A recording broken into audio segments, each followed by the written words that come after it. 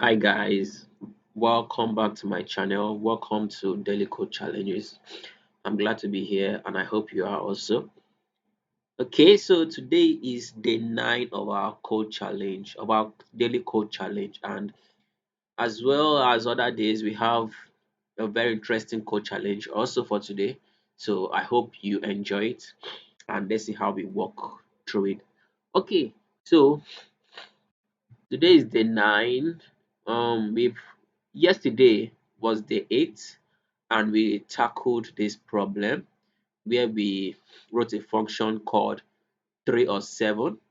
So this function checks if a number is divisible by 3 or 7, right? So we made two versions of the implementation. First, we used a conditional if statement, which is this, and second, we didn't use any conditional if statement, and both worked fine.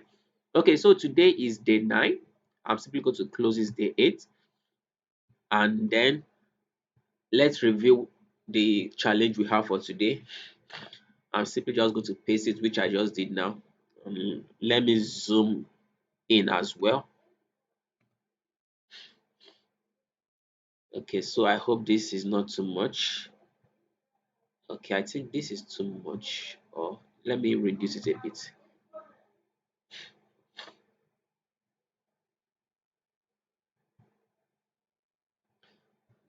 Okay, I think this is okay. Let me try to zoom it one more time and see. Okay, I think we can work with this. Okay, so it says string included, right? So that's the title of this challenge. It says write a function named either string included that takes in parameters sentence, word 1 and word 2 that accepts a sentence and two words as arguments. Okay, the either string included function should return true if either word 1 or word 2 is found in the sentence and false if neither is found. Okay, so in theory, what this means is we want to write a function that can tell if panther, this word panther, can be found in this string. If it cannot be found, we also check if this second word can be found in this string. If none of them can be found in this string, it returns false. But if at least one of these two words can be found in the string, then it returns a true. Let's see. So we see here that we have cow. Cow can be found in this string, but panther cannot be found in this string. But what do we have in our results? We have true. Let's check this as well. We have we don't have answer in this string, but we have question mark in this string, right? What do we get as a result? Also, we have a true. Also, for this one, we don't have apple in our string here. We also don't have potato in our string here. So we get a false. Ooh. All right. So for the last one, we don't have a question mark in the string, and also we don't have a what word in our string as well. So we get what? A false. Okay, so how can we solve a function that can help us achieve this? All right, let's get to it. All right, so the first thing we do is we write a function keyword and write the name of our function, either string included, which is this. Then put the parentheses and a curly brace, right? Curly braces rather. Okay, so what do we need to do? First thing we need to do, just like in the previous exercise, the previous challenge we solved, we use we use the index of method to achieve this, right? So I explained how index of worked or works in that video. You can just check it out and see how it works. So we are going to be using that to solve this challenge as well. Okay, so putting in our parameters here, we said this function should return or should contain three parameters. First is sentence, the second one is the word one, which signifies or is represent the first word to be checked, and the third parameter is word two. Word two is the second word to be checked in a string, right? So what do we do next? We say sentence, which is this sentence dot index of. Index of what? Index of the word we want to check, this or this. So we put in the first one here. We write word 1 and then put in an exclamation mark and double equal to and say -1.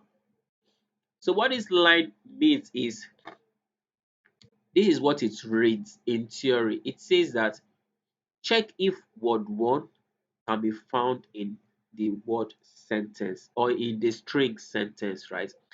And the result should not be a -1. Now, when it comes to JavaScript, -1 simply means it works more like saying not found, right? Not found. So if we had said triple equals to, that means we are saying that word 1 cannot be found in sentence string, right? But now we said we negated this equal to. So this becomes word 1 can be found in sentence. You get that logic, right? Right? Let me come again. When we say triple equal to, right? So we are trying to say that check if word 1 is not present in sentence, right? That's what this means, because -1 means not found. So this entire statement should result to as -1. That means not found.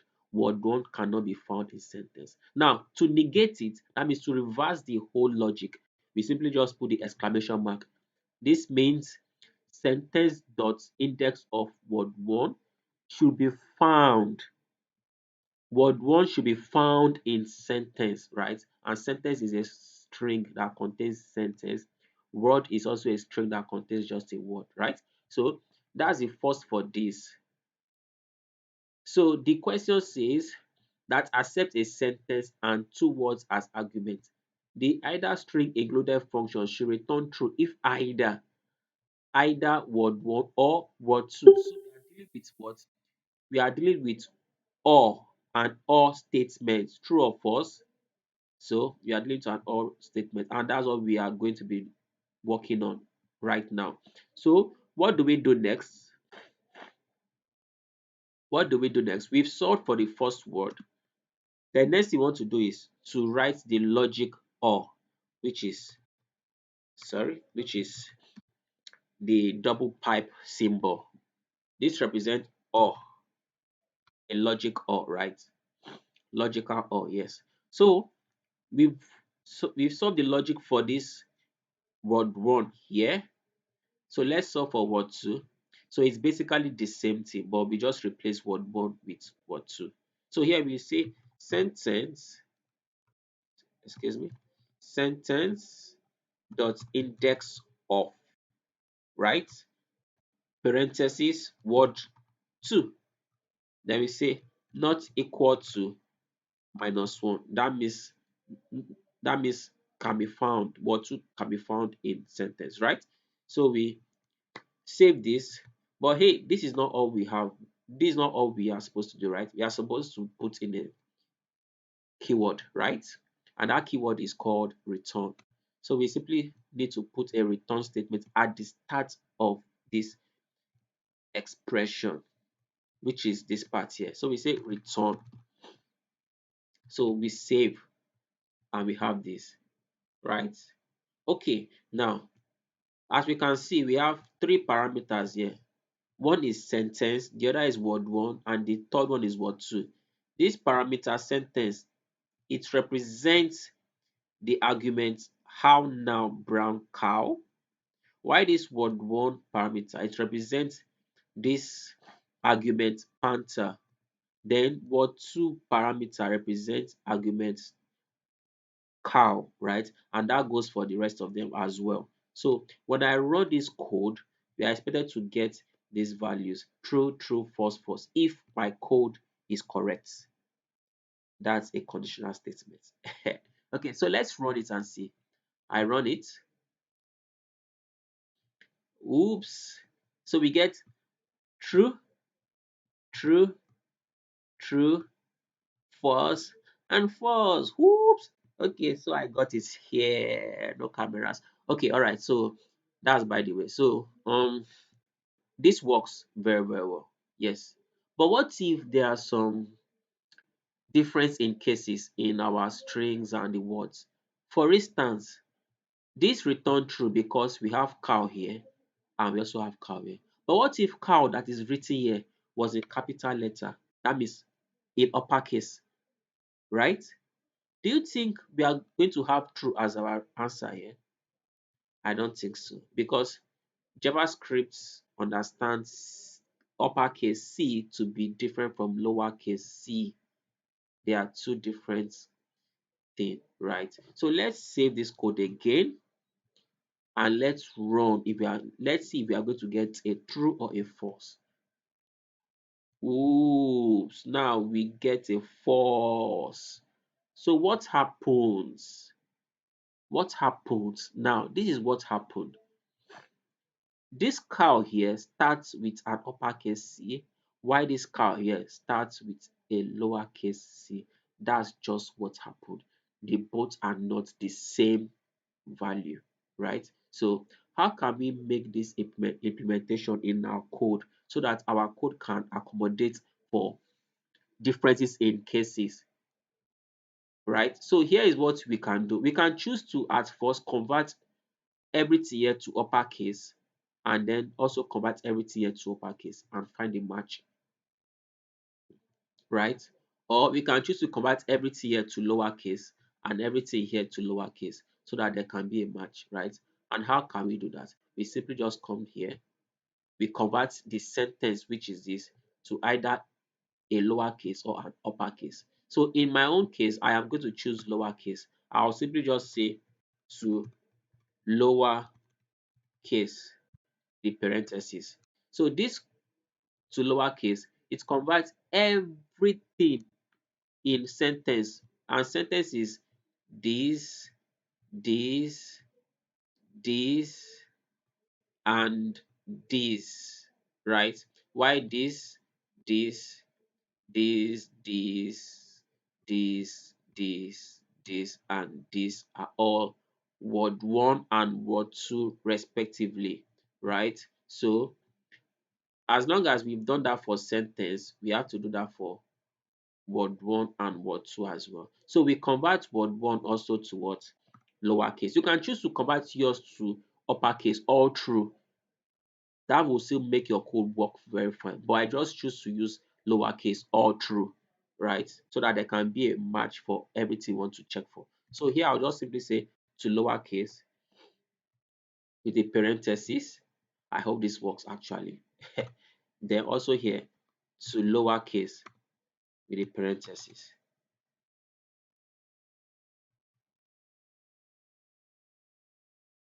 Am I doing the right thing?